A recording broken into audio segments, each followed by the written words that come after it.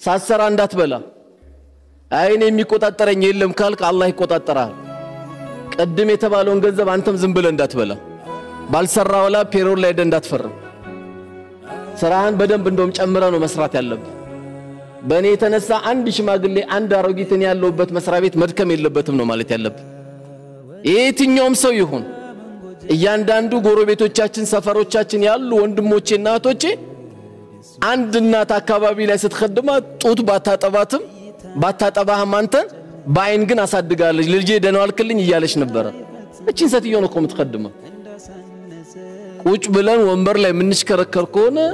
ምን አይነት ዲግሪ ነው ያስከው ምን አይነት ማስተር ነው ያስከው ነብዩ አለይሂ ሰላቱ ወሰለም የተኙበት እኮ ጊዜ የለም ቁም ኢላ ኢላ ቀሊላን የተባሉት ለሊቱን ቁም ትንሽተኛ ነው የተባሉት እነ ዑመር ኢብኑ አብዱል አዚዝ ዳስኪ ጠፋ ድረስ ዓለምን መርተውታል አንበሳና በግ አብረው እስኪኗኗሩ ድረስ መርተውታል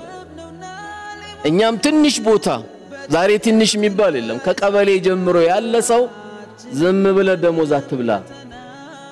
አይጣፍጥም ምግቡ